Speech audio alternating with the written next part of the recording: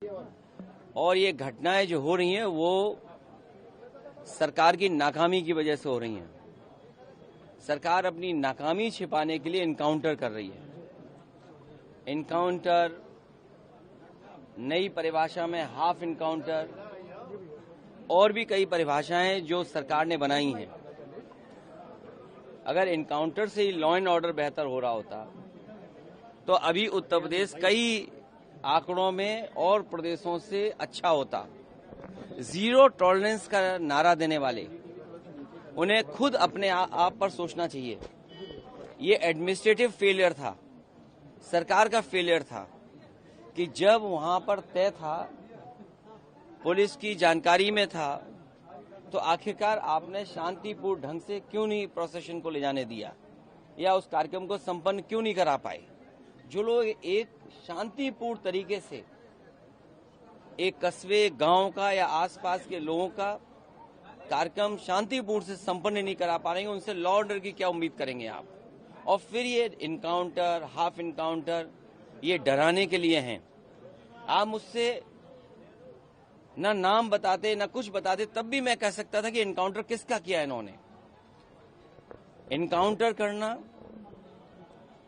और नफरत को बढ़ावा देना, ये सरकार को नया तरीका मिल गया है काम करने का। ये अपनी सब नाकामी छिपा रहे हैं।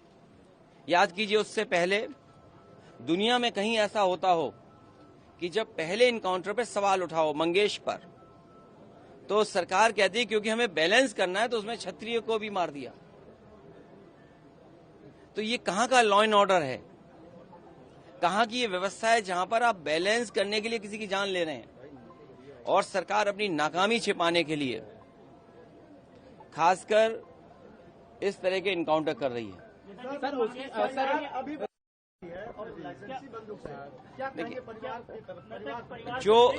जो घटना हुई दुखद हुई, जो घटना हुई दुखद थी और ऐसी घटना समाज में न हो। जो वहां पर फेलियर था, हमारे साथी ये पूछ रहे हैं कि आप क्या करते या क्या परिवार से मिलेंगे। जो दुखी परिवार होगा उसको न्याय दिलाने के लिए हम लोग काम करेंगे। लेकिन सवाल ये वही खड़ा हो जाता है कि सरकार की नजर में भेदभाव नहीं होना चाहिए। सरकार, जो अंग्रेजों ने कभी नारा दिया था डिवाइड एंड रूल, सरकार उसी पे काम कर रही है, डिवाइड एंड रूल। ये आम लोग जानते हैं, आम लोग ये बात जानते हैं। और आप तो पत्रकार लोग हैं, बुद्धिजीवी हैं, और पड़ोसी जिले का मामला है। आप मुझसे बेहतर जानते होंगे कि ये घटना हुई नहीं है, घटना कराई गई है। और कराई गई के लिए दोषी कौन होगा।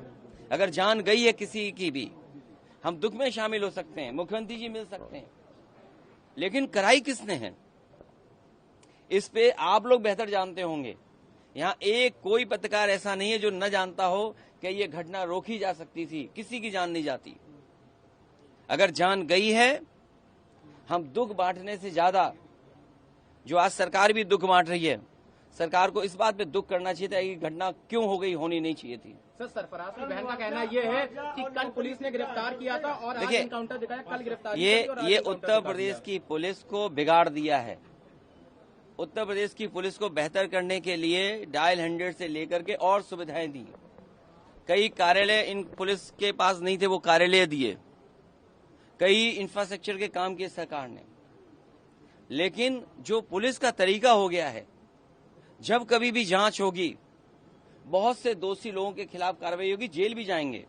और आपको तो वो दिन भी याद होगा जिस समय अखबार में निकला था, इसी प्रदेश के, इसी सरकार के सबसे पहले डीजीपी, उन्होंने कहा कि ये पुलिस जो आज इनकाउंटर कर रही है, कल इनके साथ कोई खड़ा नहीं दिखाई देगा।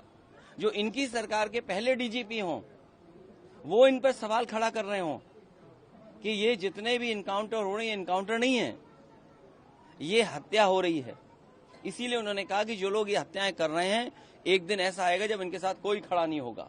और मुझे सुनने में यहां तक आया है, आप बेहतर बताना इस बात को, कि जिस व्यक्ति ने पहला वीडियो वायरल किया उस प्रोसेशन का, उस पत्रकार के हाथ या पैर में बहुत चोटें आई हैं।